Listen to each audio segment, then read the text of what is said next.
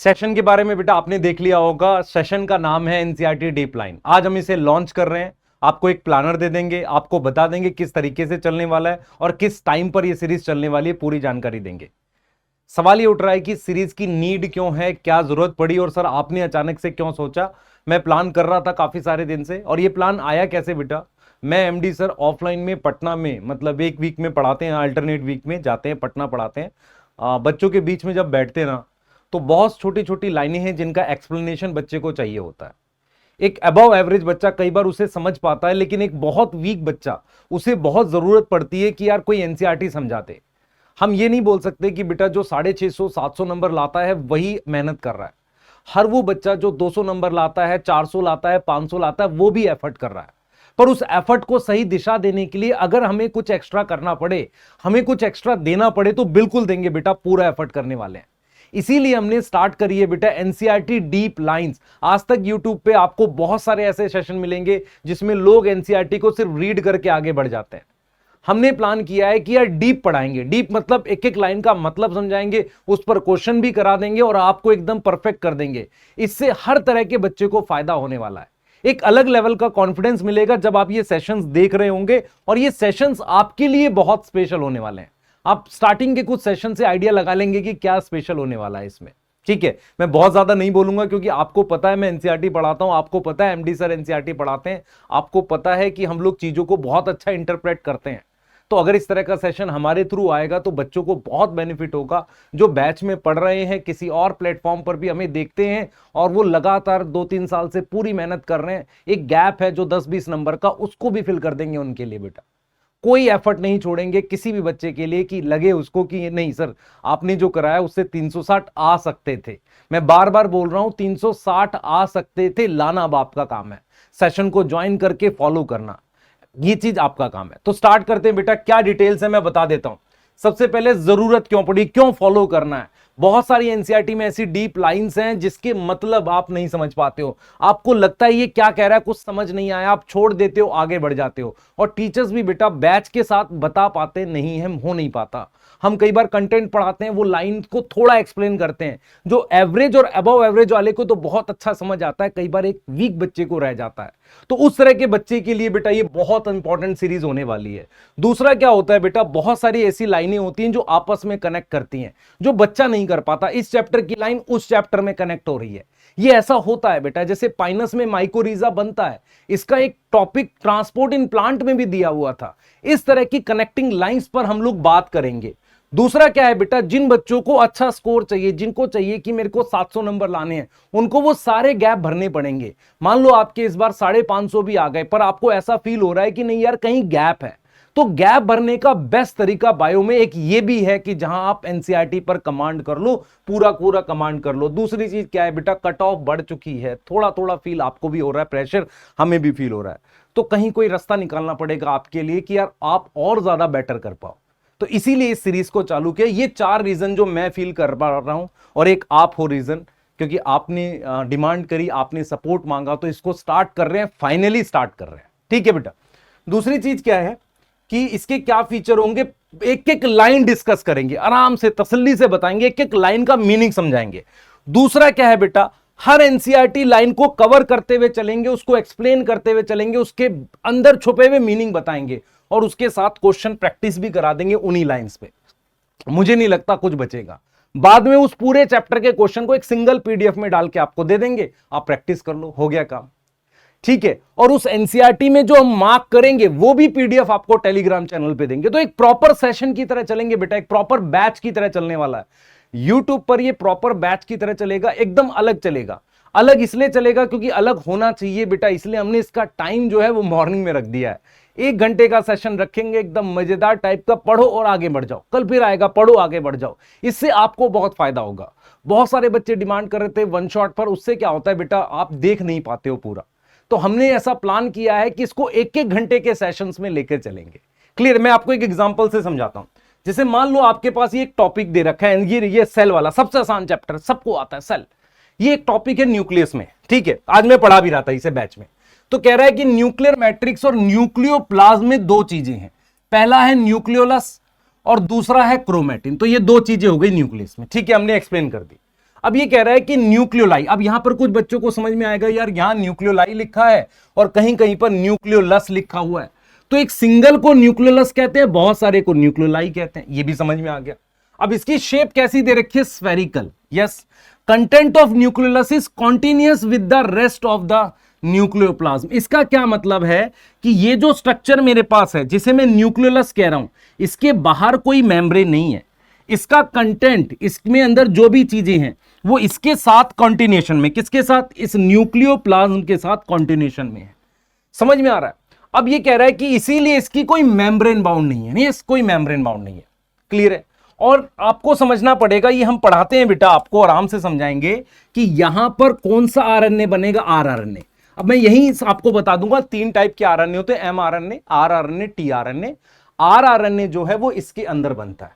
Clear है। अब यहां पर ये कह रहा है कि बड़े साइज का और ज्यादा संख्या में न्यूक्लियोलाई प्रेजेंट होते हैं जो सेल एक्टिवली प्रोटीन सिंथेसिस करते हैं। इसका मतलब ये हुआ, इस लाइन का ये मीनिंग निकलता है कि सेल्स में जरूरी नहीं है एक न्यूक्लियोलस हो, एक से ज्यादा हो सकता है। दूसरा, उसका साइज भी छोटा बड़ा हो सकता है जरूरत के हिसाब से। जरूरत क्या है, ज्यादा प्रोटीन बनानी है। अब यहां पर कॉन्सेप्ट यह है कि आरआरएनए का क्या काम है सर, आरआरएनए से राइबोसोम बनते हैं, राइबोसोम ही प्रोटीन बनाता है। तो हम प्रोटीन को डायरेक्ट लिंक नहीं कर रहे, आरआरएनए से लिंक कर रहे हैं। तो जितना ज्यादा आरआरएनए बनेगा उतना ज्यादा प्रोटीन बनेगी, और यह काम कहां हो रहा है, न्यूक्लियोलस में। तो हम क्या करेंगे, इसको और ज्यादा एक्सप्लेन करते हुए चलेंगे, कि लाइन का मतलब समझाएंगे कि मेम्ब्रेन नहीं है, कंटेंट कंटीन्यूअस है, सिंगल को न्यूक्लियोलस कहते हैं, बहुत सारे को न्यूक्लियोलाई कहते हैं। और फिर फाइनली हम ये भी बता देंगे बेटा आपको कि किस तरीके से इसके क्वेश्चन बनते हैं। जैसे एक क्वेश्चन ये बन गया, मैंने अलग मतलब और तो बनेंगे, इसमें आसान क्वेश्चन भी बनेंगे। देखो एक ये बन सकता है, एम फेज जब सेल डिवाइड करता है, ठीक है, उसमें क्या एब्सेंट होता है। तो आपको पता है कि एम फेज में न्यूक्लियस एब्सेंट होता है, एम फेज में न्यूक्लियस नहीं दिखता, तो न्यूक्लियोलस भी तो नहीं दिखेगा। अगर न्यूक्लियस नहीं दिखेगा तो न्यूक्लियोलस भी तो नहीं दिखेगा। तो न्यूक्लियोलस कौन से फेज में दिखता है, इंटरफेज में। तो इस तरह के कॉन्सेप्ट आपके जो आपने एनसीईआरटी की लाइन पढ़ी है ना, ये इसको और स्ट्रॉन्ग कर देगा। फिर हम क्या बात करेंगे, जैसे ये वाला क्वेश्चन है, M phase dash not occur. अब मुझे इसका आंसर चैट में चाहिए। ये क्या है, ये मैंने क्या कैसे निकाला, ये क्वेश्चन अभी जो हमने पढ़ा, एम फेज में क्या नहीं होता। मैंने आपको हिंट क्या दिया है, एम फेज में न्यूक्लियोलस नहीं होता। सही है, एम फेज में क्या नहीं होता बेटा, न्यूक्लियोलस नहीं होता। अब मैं इसका आंसर आपसे जानना चाह रहा हूं, चैट में आप मुझे बताएं। तो इस लेवल पर एनसीईआरटी पढ़ेंगे, पर एक दिन में बहुत सारी नहीं पढ़ेंगे, थोड़ी थोड़ी करते हुए ले चलेंगे। थोड़ी का मतलब ये नहीं कि सालों पढ़ रहे, नहीं, पर आपको ऐसे कराते ले चलेंगे कि बेटा आपको सब आ जाए, कुछ बचे नहीं, उसके क्वेश्चन भी सॉल्व होने लगे। इस लेवल पर एनसीईआरटी डीप लाइन का स्टार्टिंग कर रहे हैं बेटा। ठीक है, बाकी डिटेल्स आपको एमडी सर बताएंगे, है ना।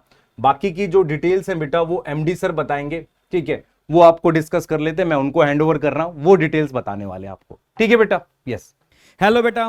वैसे तो आप सभी को नमस्कार। तरुण सर ने आपको सारी बातें बता ही दी हैं।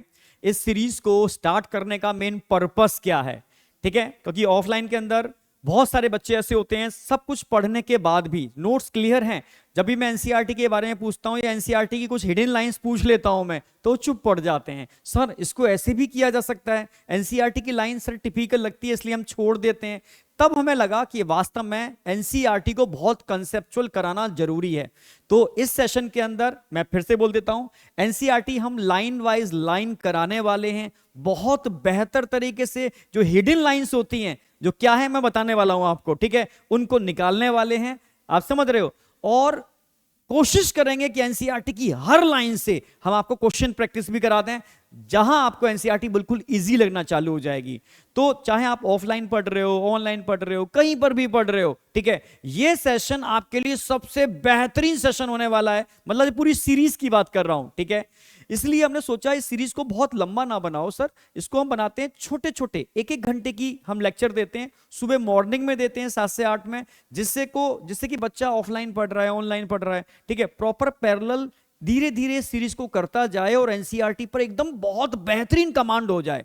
मैं सच कह रहा हूं, ये सीरीज यूट्यूब की एनसीईआरटी की अब तक की सबसे बेहतरीन सीरीज होने वाली है। अब कैसे होने वाली है सर, कैसे कह रहे हो, मैं एग्जांपल बताता हूं आपको, ठीक है।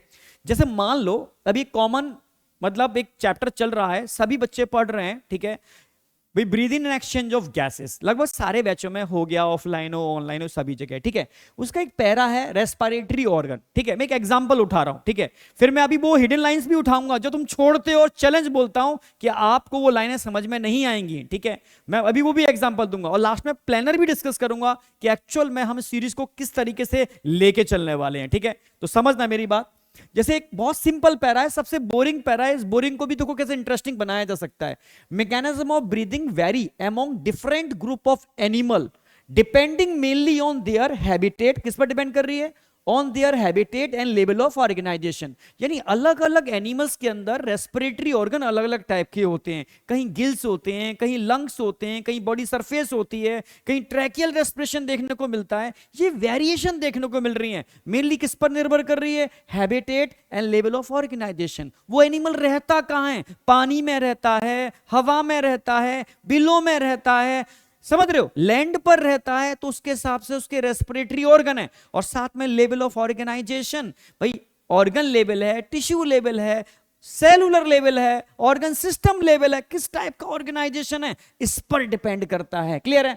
Lower invertebrate like sponge, coelenterate and flatworm, तीनों की बात कर रहा हूं। स्पॉन्ज, सिलेंट्रेट और फ्लैटवर्म ये रेस्पायर किसके थ्रू करते हैं? सिंपल डिफ्यूजन करते हैं पूरी over their entire body surface के थ्रू करते हैं। भाई स्टार्टिंग में एनिमल थे, इनमें सेलुलर या ऑर्गन लेवल ऑफ ऑर्गेनाइजेशन तो आया नहीं, सेलुलर और टिश्यू लेवल ऑफ ऑर्गेनाइजेशन था। हाँ, फ्लैटवर्म में ऑर्गन लेवल ऑफ ऑर्गेनाइजेशन आ गया था, बट यहां पर अपनी body surface general body diffusion, ठीक है, बॉडी सरफेस से डिफ्यूजन नहीं हो रहा था, सिंपल डिफ्यूजन। अगर मैं अर्थवर्म की बात करता हूं तो अर्थवर्म क्या यूज करता है? Moist cuticle. Earthworm moist cuticle use करता है, समझना। इंसेक्ट की बात करते हैं तो नेटवर्क ऑफ ट्यूब्स यूज करते हैं, इसको हम ट्रैकियल रेस्पिरेशन कहते हैं, ट्रैकियल ट्यूब्स कहते हैं। आप समझना मेरी बात। अगर मैं बात करता हूं ऐसे एनिमल जो एक्वेटिक हैं, पानी में रहते हैं, चाहे वो एक्वेटिक ऑर्थोपोड हो, चाहे वो फिश हो, आप समझना एक्वेटिक टर्म आ गया, ठीक है। तो transport atmospheric air with body, ठीक है। अब स्पेशल वेस्कुलराइज स्ट्रक्चर टर्म आएगा, स्पेशल वेस्कुलराइज स्ट्रक्चर, इनको क्या बोलते हैं? गिल्स। वेस्कुलराइज स्ट्रक्चर आ गया तो गिल्स, वेस्कुलराइज बैग आ गया तो लंग्स, समझना। और गिल्स के थ्रू रेस्पिरेशन हो रहा है तो क्या बोलेंगे इसको? ब्रैंकियल रेस्पिरेशन, समझना मेरी बात। और अगर लंग्स के थ्रू रेस्पिरेशन हो रहा है, मतलब स्पेशल वेस्कुलराइज बैग आ गया तो क्या बोलेंगे? लंग्स। और लंग्स के थ्रू रेस्पिरेशन हो रहा है तो क्या बोलेंगे इसको? पल्मोनरी रेस्पिरेशन, ठीक है। भाई गिल्स के थ्रू रेस्पिरेशन कहां देखने को मिलेगा? जिसको हम स्पेशल वेस्कुलराइज स्ट्रक्चर बोलते हैं या ब्रैंकियल रेस्पिरेशन बोलते हैं, कहां मिलेगा? एक्वेटिक ऑर्थोपोड है, फिश है, ठीक है, एम्फीबिया का लार्वा है, पानी में रहेंगे तो गिल्स ही यूज करेंगे, जिसको ब्रैंकियल रेस्पिरेशन या स्पेशल वेस्कुलराइज स्ट्रक्चर बोलेंगे। अब कंफ्यूजन कहां होता है? स्पेशल वेस्कुलराइज स्ट्रक्चर और वेस्कुलराइज बैग के साथ कंफ्यूजन होता है। जब भी बैग टर्म आ जाएगा ना तो बैग समझ लेना, बैग कहां पर आते हैं? बैग मतलब थैले मतलब लंग्स की बात चल रही है, तो वेस्कुलराइज बैग मतलब लंग्स की बात चल रही है, इसको हम पल्मोनरी रेस्पिरेशन बोलते हैं। Are used by the terrestrial forms, यानी जो धरती पर रहने वाली एनिमल्स हैं वो लंग्स यूज करते हैं, ठीक है, फॉर एक्सचेंज ऑफ गैसेस। अब मैं एमोंग वर्टिब्रेट की बात करता हूं, ठीक है। एमोंग वर्टिब्रेट, उसमें फिश भी आ गए तो फिश क्या यूज करेंगे? गिल्स यूज करेंगे, बता दिया। एम्फीबिया भी आ गए, एम्फीबिया, रेप्टाइल्स, इन सब की बात करते हैं, मैमल्स, इन सब की बात करते हैं तो क्या यूज करेंगे? ये लंग्स यूज करते हैं। ऐसे ही टर्म आएगा एम्फीबियंस लाइक फ्रॉग अपनी मॉइस्ट स्किन से भी रेस्पिरेशन करते हैं, इसको हम क्यूटेनियस रेस्पिरेशन बोलते हैं। अब बच्चा कंफ्यूज होगा, सर यहां आपने लिखाया मॉइस्ट क्यूटिकल, यहां लिखाया मॉइस्ट स्किन, सर डिफरेंस क्या है दोनों के अंदर? मैं बताऊंगा। क्यूटिकल बेटा एक ए सेल्यूलर लेयर है, क्यूटिकल एक सेल से मिलकर नहीं बनती, मॉइस्ट क्यूटिकल एक ए सेल्यूलर लेयर है जो थिन स्किन के ऊपर होती है, ठीक है। So it is called cutaneous respiration. यहां पर मॉइस्ट स्किन आ जाएगी, कोई क्यूटिकल नहीं है, ठीक है, मॉइस्ट स्किन आ जाएगी जो एक सेल्यूलर लेयर है, ये डिफरेंस है। तो जब भी मॉइस्ट स्किन आ जाएगी फ्रॉग, मॉइस्ट क्यूटिकल आ जाएगी, आपको अर्थवर्म ध्यान रखना है। जहां पर ट्रैकियल सिस्टम आएगा आपको इंसेक्ट ध्यान रखना है। एक्वाटिक इंसेक्ट आ गए यानी पानी, कॉन्सेप्ट नहीं बोलोगे, वाटर के अंदर गिल्स, टेरेस्ट्रियल लंग्स जब भी आएगा पल्मोनरी यानी स्पेशल वेस्कुलराइज्ड बैग, और जब स्ट्रक्चर आएगा तो गिल्स ध्यान रखने। तो इस तरीके से एक एक लाइन पर कमांड करेंगे, एक एक लाइन पर। अब इतने से भी नहीं काम बनेगा, हम क्या उठाएंगे, क्वेश्चंस। जैसे एनसीईआरटी का पहला पैरा क्या बोल रहा था कि किस पर डिपेंड करता है, लेवल ऑफ ऑर्गेनाइजेशन और हैबिटेट पर। हम सीधा आपको क्वेश्चन बना देंगे, the respiratory organ vary in different animal due to their, आप बोलोगे sir their habitat and level of organisation, इस पर निर्भर करता है। अगला, which of the following statement is correct, भाई करेक्ट पूछने की कोशिश कर रहा है वो। अब समझना, पूरा एनसीईआरटी का पैरा मल्टीपल टाइम रिवाइज करा देंगे हम। देखिए, process of exchange of oxygen from atmosphere with CO2 produce by cell is called respiration. अब बच्चे को क्या लगता है, सर यहां तो आप एक्सचेंज ऑफ गैसेस की बात कर रहे हो, एक्सचेंज ऑफ गैसेस को तो ब्रीदिंग बोलते हैं, आप यहां पर रेस्पिरेशन लिख रहे हो। सर गलत है ना, गलत नहीं है। एनसीईआरटी की आगे की लाइन पढ़ोगे तो एनसीईआरटी बोलती है breathing is the part of respiration, breathing respiration का ही पार्ट है, यानी आप इसको रेस्पिरेशन बोल सकते हो, राइट है। ठीक है, mechanism of breathing very among different group of animal, किस पर डिपेंड करती है, हैबिटेट और उनकी बॉडी सिमेट्री, ना सिमेट्री पे नहीं करती, अभी बताया, लेवल ऑफ ऑर्गेनाइजेशन पर करती है। इसलिए ये क्या हो गया, गलत हो गया। छोटी छोटी चीजों को पकड़ना है और ये चीजें एकदम ब्रेन के अंदर शार्प मेमोरी बनाएंगी। Lower invertebrate like sponge, coelenterate, amphioxus etcetera exchange of oxygen with CO2 bye simple diffusion over their entire body surface. बिल्कुल सही, सारी लाइन सही है, पर यहां पर एम्फिऑक्सिस नहीं था, यहां पर मैंने फ्लैट वर्म लिखाया था एनसीईआरटी के अंदर। ठीक है, indirect breakdown of simple molecule to derived energy, भाई इनडायरेक्ट चीजों का ब्रेकडाउन होगा, ग्लूकोज, अमाइनो एसिड, और से एनर्जी बनेगी। ठीक है, ड्राइव्ड एनर्जी।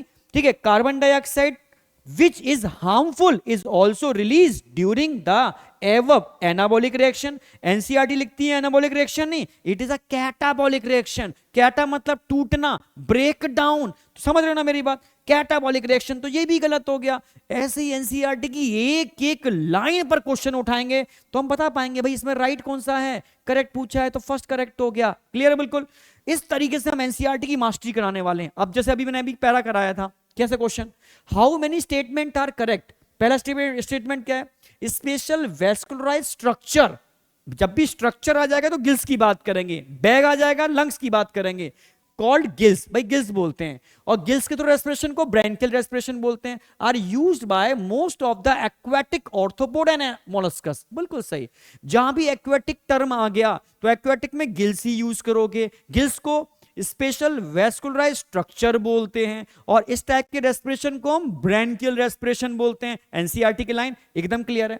वेस्कुलराइज बैग, जहां पर भी बैग आ जाएगा उसको हम लंग्स बोलते हैं, और लंग्स की तो रेस्पिरेशन जो होता है क्या बोलते हैं उसको, pulmonary respiration. Are used by the terrestrial form, बिल्कुल सही है। ठीक है, amphibia like frog can respire through their moist skin. Yes, amphibia में मॉइस्ट स्किन आता है, जबकि अर्थवॉर्म में मॉइस्ट क्यूटिकल आता है, तो उसको क्या बोलेंगे, क्यूटेनियस रेस्पिरेशन। सही है। Earthworm use their moist cuticle, yes moist cuticle use करता है। Insect have the network of tubes, जिसको क्या बोलते हैं, ट्रैकियल ट्यूब्स, और इसको ट्रैकियल रेस्पिरेशन बोलते हैं। सारे सही हैं। एनसीईआरटी का पूरा पैरा एकदम ब्रेन में सेट हो गया होगा। तो ABCDE सेकंड लगा दोगे आप, समझ गए ना मेरी बात। हम बीच बीच में आपसे उन्हीं पैरा की फिलिंग द ब्लैंक्स भी कराएंगे, यानी और बेहतर तरीके से आपको एक एक टर्म्स आपको दिमाग में सेट करने की कोशिश करेंगे। जैसे lower invertebrate like sponge, coelenterate, flatworm etcetera, तीनों सही है बिल्कुल। Exchange oxygen with CO2 by, NCERT क्या बोलती है, कैसे एक्सचेंज करते हैं, सिंपल डिफ्यूजन, सिंपल डिफ्यूजन। तो आपको याद आ गया, सिंपल डिफ्यूजन बताया था सर ने, एनसीईआरटी में बोल रखा है। Over their entire body surface. Earthworm use their, earthworm क्या यूज करता है, मॉइस्ट स्किन या मॉइस्ट क्यूटिकल, भाई मॉइस्ट क्यूटिकल यूज करता है, मॉइस्ट क्यूटिकल यूज करता है। And insect have the network of tracheal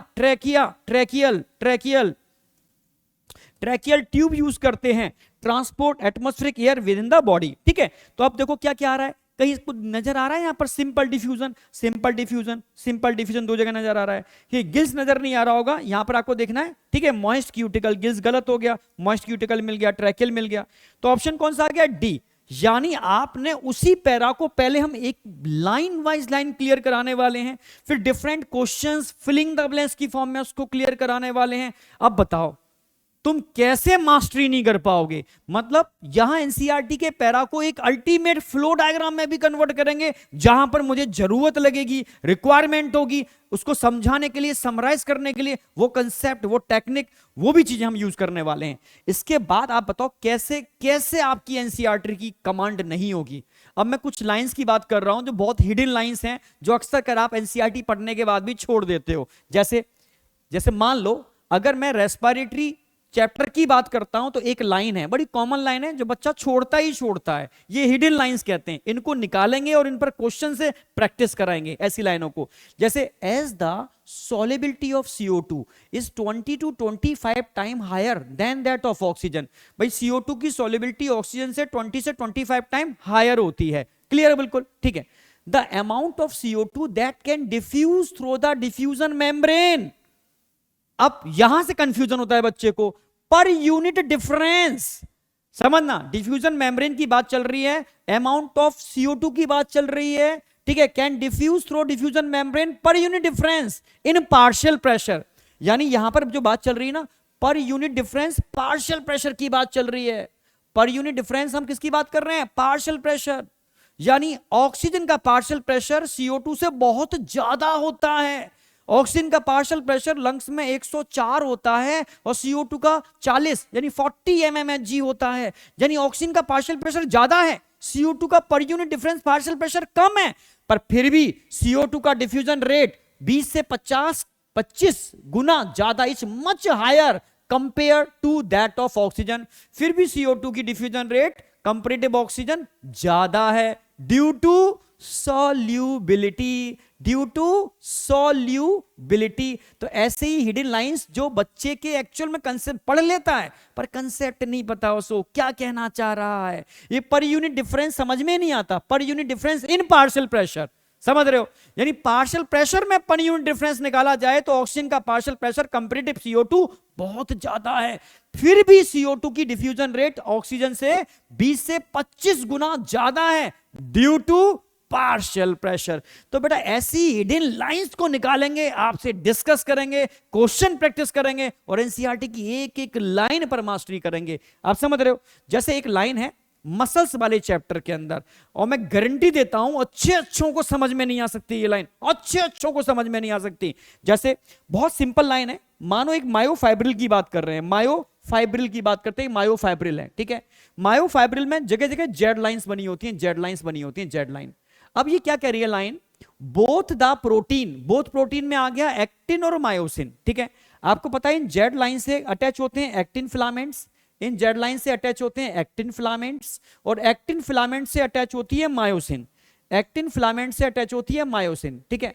तो क्या कहना चाह रही है? Both the protein are arrange as rod like structure. समझ में आ गया सर? एक्टिन और मायोसिन रॉड लाइक स्ट्रक्चर में अरेंज हैं and parallel to each other, और सर एक दूसरे के पैरेलल में भी हैं। सर समझ में आ गया, पर आगे समझ में नहीं आएगा, ठीक है। And also to the longitudinal axis of the myofibril. Longitudinal axis of myofibril, यार मायोफाइब्रिल की लॉन्गिट्यूडनल एक्सिस में तो है नहीं, पर बच्चा गच्चा खा जाता है, ठीक है। क्या कहना चाह रहा है? Parallel to each other and also, यानी और ऑल्सो किसके पैरेलल है? And also to the longitudinal axis of myofibril, यानी लॉन्गिट्यूडनल एक्सिस ऑफ मायोफाइब्रिल के भी पैरेलल है। अब क्या है sir longitudinal axis of myofibril? मानो कोई मायोफाइबर है, मायोफाइब्रिल है, इसकी भाई लॉन्गिट्यूडनल एक्सिस क्या होगी? Axis is a centre line, centre line, hypothetical centre line which pass from centre axis of the body. ये तो एक्सिस है इसकी, ये क्या है इसकी? एक्सिस। ये क्या है बेटा इसकी? एक्सिस। समझना मेरी बात, ये है इसकी एक्सिस। यानी अगर कोई एक हाइपोथेटिकल लाइन किसी भी सिलेंड्रिकल की एक्सिस से पास करती है, एक्स समझना, सेंटर से पास करती है, एक hypothetical straight line which pass from centre of the body, body के सेंटर से पास करती है, इस लाइन को हम एक्सिस बोलते हैं। क्या बोलेंगे? एक्सिस। तो अब क्या कह रहा है? Also to the longitudinal axis of the myofibril, यानी ये लॉन्गिट्यूडनल एक्सिस ऑफ मायोफाइब्रिल के भी पैरेलल है। यस, उसके भी पैरेलल है। समझ में आया? भाई ये पैरेलल है तो इसके भी ये पैरेलल है, इसके भी पैरेलल है। तो ऐसी ही हिडन लाइंस जो अच्छे अच्छों को पल्ले नहीं पड़ती, हम आपको इन लाइंस की मास्टरी कराने वाले हैं। ये मैं बोल रहा हूं आपको, तरीका समझ में आ गया? एक एक लाइन की मास्टरी होगी, बहुत बेहतर तरीके से होगी। छोटे छोटे टारगेट दे रहे हैं जिससे आप अपनी रूटीन क्लास कर पाओ। सुबह का टाइम दे रहे हैं 7 से 8, जिसमें आपको कोई दिक्कत ना हो। छोटा सा बाइट लो, इजीली डाइजेस्ट करो, फिर छोटा सा बाइट लो, इजीली डाइजेस्ट करो, और धीरे धीरे एनसीईआरटी पर एकदम मास्टरी करो। देखता हूं नीट कैसे तुम्हारा बचता है, 100% फूटेगा। ठीक है, अब बात आती है बेटा, स्ट्रेटजी समझ में आ गई कि हम इसमें करने क्या वाले हैं, किस तरीके से एनसीईआरटी को एक अल्टीमेट वे में, मतलब तभी मैं बोल पा रहा हूं यूट्यूब का ये अब तक का सबसे बेहतरीन सेशन होगा जिसमें आप वाकई में एनसीईआरटी की प्रॉपर मास्टरी कर पाओगे। ठीक है, प्लानर देख लो आप एक बार तरीके से। हफ्ते में 4 क्लासें होगी, 1-1 घंटे की क्लास होगी। अभी स्टार्ट हम कर रहे हैं 6 अगस्त से। ठीक है, तरुण सर आपकी क्लास स्टार्ट करेंगे। ठीक है, ट्यूसडे, वेडनेसडे, थर्सडे, फ्राइडे 4 दिन क्लास चलेगी। ठीक है, प्रॉपर तरीके से चलेगी। ठीक है, जिसमें हम NCERT line wise line plus NCERT line wise line question practice कराने वाले हैं। 4 दिन बॉटनी रहेगी। ऐसे ही फिर आपकी जूलॉजी चलेगी 13 अगस्त से लेकर के 16 अगस्त, और यही हर वीक प्लानर आपका रिपीट होता रहेगा। 1 week zoology, 1 week botany, 1 week zoology, 1 week botany. Clear है बिल्कुल? 1-1 घंटे की क्लास होगी, इजीली डाइजेस्टेबल होगी। और आप सच कह रहा हूं, ठीक है, कहीं पर भी पढ़ना, पर आप इस सेशन से जो सीखने वाले हो, जो एनसीईआरटी की मास्टरी करने वाले हो, अल्टीमेट होगा। ठीक है, अल्टीमेट होगा, ये मेरी गारंटी है। ठीक है, तो थैंक यू बेटा। ठीक है, तो अब मिलते हैं हम सभी लोग, ठीक है, इस सेशन में। तो क्लियर है बिल्कुल? आपका सेशन पहले बॉटनी का स्टार्ट हो रहा है और फिर जूलॉजी का स्टार्ट हो रहा है, और बस एनसीईआरटी की प्रॉपर तरीके से चीर फाड़ करने वाले हैं। ठीक है, thank you, all the best. मिलते हैं सेशन के अंदर। ठीक है।